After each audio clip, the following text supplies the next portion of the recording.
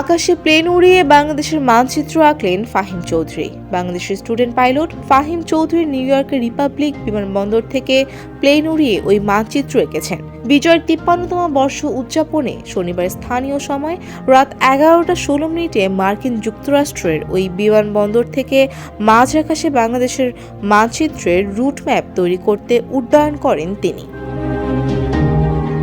ফ্লাইটটি অবতরণ করে রাত 11:54।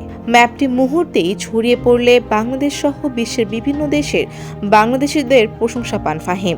আকাশে গোটা ম্যাপটি তৈরি করতে ফাহিমের উড্ডয়ন করতে হয়েছে 2 ঘন্টা 38 মিনিট। ফাহিম বাংলাদেশের গ্যালাক্সি ফ্লাইং একাডেমি থেকে প্রাইভেট পাইলট লাইসেন্স অর্জন করেছেন। বর্তমানে কমার্শিয়াল পাইলট লাইসেন্সের জন্য মার্কিন যুক্তরাষ্ট্রে প্রশিক্ষণরত আছেন।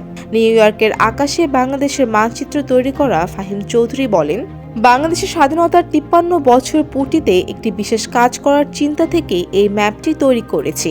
ফ্লাইট রাডার ব্যবহার করে মানুষ অনেক ধরনের অদ্ভুত ও সৃজনশীল জিনিস আঁকে, যা দেখে আমি অনুপ্রাণিত হয়েছি।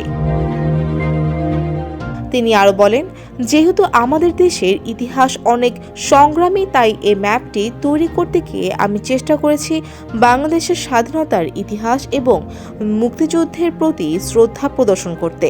ফ্লাইট রাডারের মাধ্যমে বিমানগুলোর রুট দিয়ে এমন একটি ম্যাপ তৈরি করা এক ধরনের নতুন অভিজ্ঞতা, যা দেশের প্রতি আমার ভালোবাসা ও শ্রদ্ধার প্রতীক হয়ে থাকবে।